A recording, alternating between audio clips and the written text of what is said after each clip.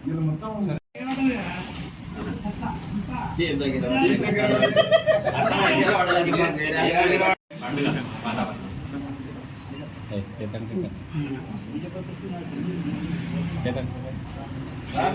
వేసుకొని కూర్చుంటేనే కొద్దిగా వెలుతురు ఉంటుంది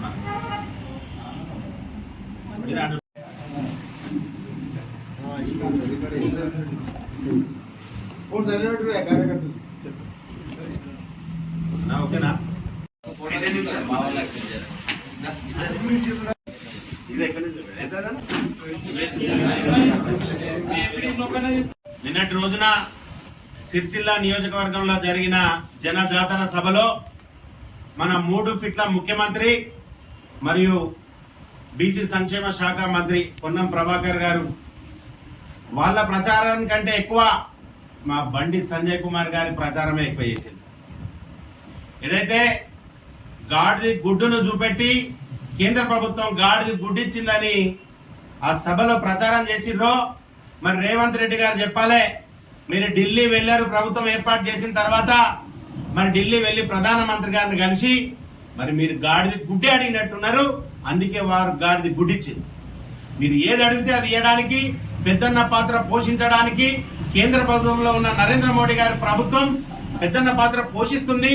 వారి దగ్గర నుండి కావాల్సిన వనరులు తీసుకోవాలని చెప్పిన మీరే ఈరోజు గాడిది గుడ్డిచ్చిందంటే మరి మీరు అది అడిగి ఉంటారని చెప్పి మా యొక్క ఆలోచన. అదే రకంగా ఈరోజు కేంద్ర ప్రభుత్వంలో ఉన్న నరేంద్ర మోదీ గారిని గెలిపించడానికి స్టార్ క్యాంపెయినర్ ఎవరయ్యా అంటే మీ రాహుల్ గాంధీ గారు. మీ రాహుల్ గాంధీ గారి ప్రచారాల వల్లనే మా నరేంద్ర మోడీ గారు అత్యధిక మెజార్టీతో 400 సీట్లతోటి రానున్న రోజుల్లో ప్రభుత్వం ఏర్పాటు చేయనున్నది. అదే రకంగా ఈరోజు కరీంనగర్ పార్లమెంట్ పరిధిలో బండి సంజయ్ కుమార్ గారికి స్టార్ క్యాంపెయినర్ ఎవరయ్యా అంటే పొన్నం ప్రభాకర్ గారు. మరి వారు చేస్తున్న వెకిలి చేష్టలతోటే రానున్న రోజుల్లో బండి సంజయ్ కుమార్ గారు అత్యధిక మెజార్టీతో గెలిచే పరిస్థితులు ఉన్నాయని చెప్పి ఈరోజు భారతీయ జనతా పార్టీ నుండి తెలియజేస్తున్నాం. ఏమన్నంటే రిజర్వేషన్ల రద్దు అంటున్నారు, ఏమన్నంటే రాజ్యాంగాన్ని రద్దు చేస్తారంటున్నారు. అటువంటి మాటలు చెప్పడానికి సిగ్గుండాలా? ఇదే వేదిక పైన అత్యధిక మెజార్టీతో 300 సీట్లు ఉన్నాయి మీకు, ఇంకా 400 అడుగుతున్నారు, ఇంకేమన్నా చేస్తా అంటున్నారు. మీరు చెప్పిన చేష్టలు చేయడానికి మాకున్న 300 సీట్లు చాలు అని ఈరోజు పత్రాముఖంగా తెలియజేస్తున్నాం.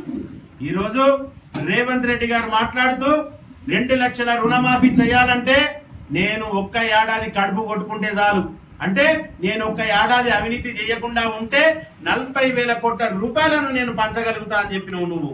నీకు అంత పెద్ద కడుపు కనుకనే కోడిగుడ్లు చాలయనే నీకు గాడిది గుడ్లు ఇస్తున్నది కేంద్ర ప్రభుత్వం తెలియజేస్తున్నాం. ఈరోజు నీ కడుపు ఏడాదికి 40,000 కోట్లను కొల్లగొట్టే కడుపు కనుకనే నీకు కోడిగుడ్లు చాలే బిడ్డ, నిన్ను గుర్తెరిగే గాడిది గుడ్లు పంపే ప్రయత్నం చేస్తుంది నీకు కేంద్ర ప్రభుత్వం అని చెప్పి ఈరోజు తెలియజేస్తున్నాం. ఏది మాట్లాడినా భారతీయ జనతా పార్టీని బదనాం చేసే విషయాలు మాట్లాడడం, ఏది మాట్లాడినా కానీ రిజర్వేషన్లు రద్దనడం, ఏది మాట్లాడినా రాజ్యాంగాన్ని రద్దనడం. సాక్షాత్తు కొత్త పార్లమెంటులో రాజ్యాంగ ప్రదాత బాబాసాహెబ్ అంబేద్కర్ గారి విగ్రహాన్ని పెట్టి వారికి అత్యంత గౌరవం ఇచ్చే వాళ్ళ రాజ్యాంగాన్ని నేను గౌరవిస్తున్నాను. దాన్ని తెలుసుకోవాలి, ప్రజలందరూ గుర్తిస్తూ ఉన్నారు. వాళ్ళు చెప్పిన హామీలు లేవు, 2500 లేవు, తులం బంగారం లేదు, 2 లక్షల మాఫీ లేదు, 4000 పెన్షన్ లేదు. దాని గురించి మాట్లాడారు. మేము కొట్లాట కోసం ఇచ్చిన బస్సులను చూడండి, 200 యూనిట్ల కరెంటును చూడండి, ఎవరైనా చేయగలుగుతారు. మీరు ఏం చేసిరని అడుగుతున్నాం. ఈరోజు కరీంనగర్ లో గెలవలేని పరిస్థితిలో ఉన్న పొన్నం ప్రభాకర్ గారు హుస్నాబాద్ వాస్తవ్యులుగా పోయి అక్కడ పోటీ చేసి గెలిచే ప్రయత్నం చేసింది. మీరు ఎందుకు స్థానికతగా గెలవలేకపోయినారు అని అడుగుతున్నాం.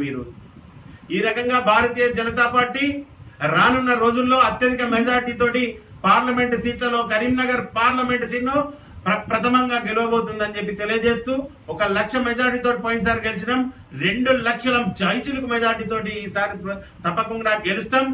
ఏం మాట్లాడినా మతపరమైన రిజర్వేషన్లు అంటున్నారు, మతాల చిచ్చు పెడుతున్నారు అంటున్నారు. అయ్యా మేము రామ మందిరం కట్టినామని చెప్పుకుంటున్నాం, బాజాప్తా కట్టినాం. మిమ్మల్ని రావడానికి ఎవరు అడ్డుపడతలేరు. మీకు మా పట్ల చిత్తశుద్ధి ఉంటే, హిందువుల పట్ల చిత్తశుద్ధి ఉంటే అక్షింతలను రేషన్ బియ్యం అన్న నిన్ను అయోధ్యకు రాకుండా మేము ఆపలేము. నీకేమైనా చిత్తశుద్ధి ఉంటే నువ్వు అయోధ్యకు రా అని చెప్తున్నాం. ఓటు బ్యాంకు రాజకీయం కోసం, ఒక మతాల సంతుష్టీకరణ కోసం వాటి కోసం మీరు దేవునికి దూరం అవుతున్నారు, సాటుకు దేవుళ్ళను మీరు పూజిస్తున్నారు. మరి దీన్ని ప్రజలందరూ గమనిస్తున్నారు కనుక ఇటువంటి అవాకులు చవాకులు వాడితే, అరగుండు బొడగుండు అని మాట్లాడితే 3 ఫీట్ల ముఖ్యమంత్రి నీకు ప్రజలు గుణపాఠం చెప్తారు. రానున్న రోజుల్లో ఏదో అడ్డిమారి కుద్ది దెబ్బలో మళ్ళీ కేంద్రంలో ప్రభుత్వం వస్తుంది అనుకోవడం పొరపాటు. సాక్షాత్తు క్షేత్రస్థాయిలో నీకు ఓటేసినందుకు ప్రజలు ఎంత శిక్షణ అనుభవిస్తుందనేది మీరు గుర్తించాలి. ప్రజలందరికీ తెలుస్తుంది. కాబట్టి భారతీయ జనతా పార్టీ అత్యధిక మెజార్టీతో కరీంనగర్ సీటు గెలవబోతుంది. రాష్ట్రంలో 12 సీట్ల కంటే ఎక్కువ గెలవబోతుంది. కేంద్రంలో 400 సీట్లతోటి అధికారంలోకి రాగబోతుంది. వచ్చిన తర్వాత మేము ఏం చేయాలనేది నిర్ణయించుకోనున్నాం. కాబట్టి అవాకం చవాకం మాట్లాడే కాంగ్రెస్ పార్టీ నాయకులారా, ఇంకోసారి ఏ వేదిక మీదనైనా కానీ ఇటువంటి మాట్లాడితే బాగుండదని హెచ్చరిస్తున్నాం. భారత్ మాతాకి జై.